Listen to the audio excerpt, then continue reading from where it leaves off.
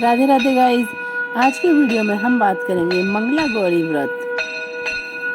मंगला गौरी व्रत श्रावण मास में किए जाते हैं। वैसे तो श्रावण मास भगवान भोलेनाथ को समर्पित होता है, परंतु श्रावण मास में मंगला गौरी की अर्थात माँ पार्वती की भी पूजा की जाती है। मंगला गौरी व्रत श्रावण मास में मंगलवार को सुबह जल्दी उठकर किया जाता है। सुबह जल्दी उठकर हमें स्नान आदि से निवृत्त होकर भगवान शिव और पार्वती जी की पूजा करनी चाहिए।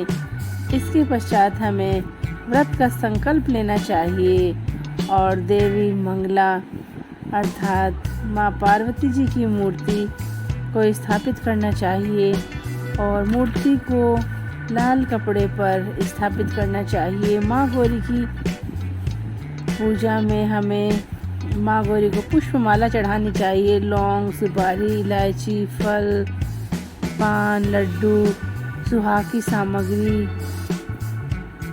और मिठाइयाँ आदि माँ पार्वती जी के समक्ष हमें चढ़ानी चाहिए।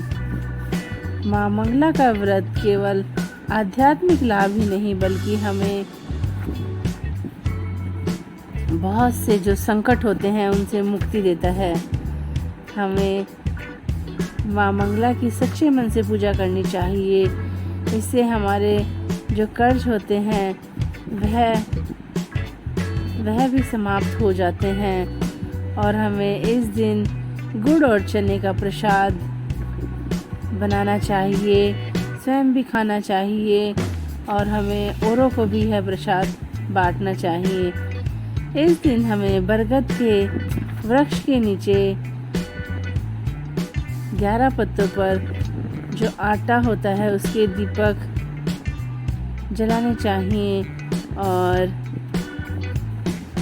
यह जो दीपक है हमें हनुमान जी के मंदिर में भी चढ़ाना चाहिए और हमें माँ मंगला गौरी व्रत के दिन 108 बार ओम हनुमंते नमः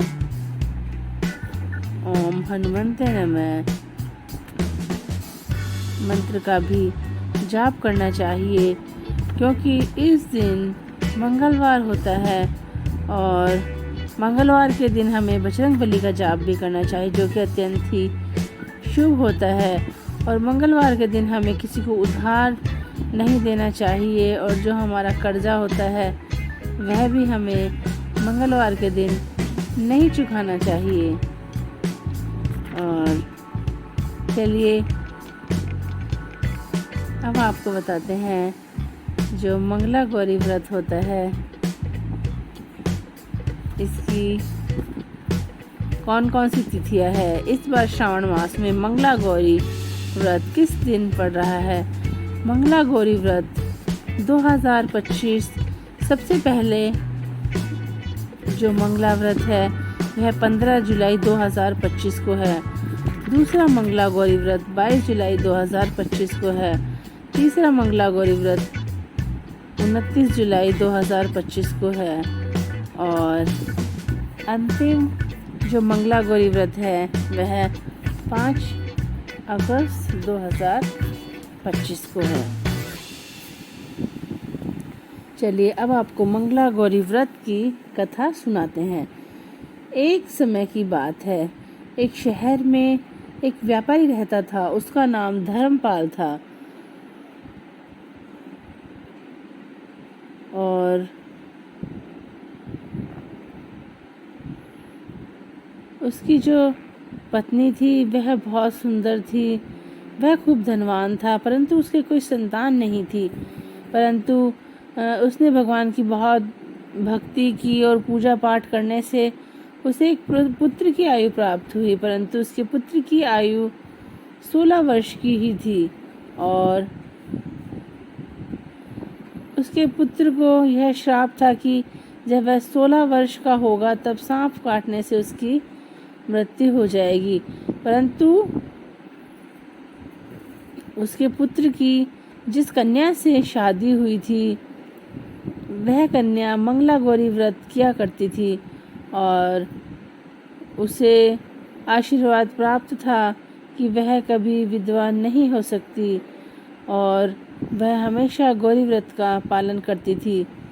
इसके प्रभाव से जो उनका धर्मपाल का जो पुत्र था उसको यह जो श्राप था कि उसकी 16 वर्ष की आयु में मृत्यु हो जाएगी, उससे मुक्ति मिल गई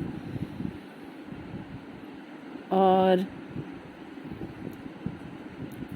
वह अपने वैवाहिक जीवन में सुखपूर्वक रहने लगा। इसलिए जो महिला इस व्रत का पालन नहीं कर सकती उस महिला को मंगला गौरी व्रत की पूजा अवश्य करनी चाहिए और कथा सुननी चाहिए। कथा सुनने के पश्चात विवाहित महिलाएं अपनी सास ननद आदि को 16 लड्डू देने चाहिए और इसके उपरांत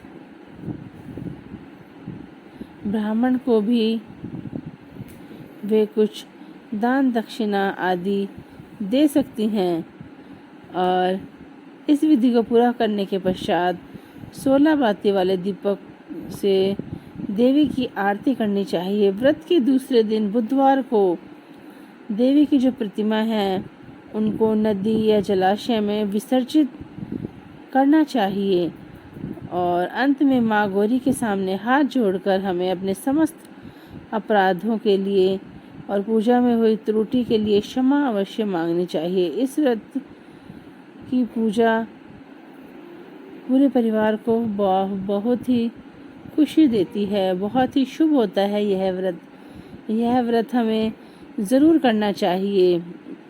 माँ पार्वती जी हमें सुहाग भाग देने वाली होती है, इससे हमारे पति की लंबी आयु होती है और हमारे घर में सुख समृद्धि बनी रहती है, खुशियाँ आती है, खुशहाली आती है।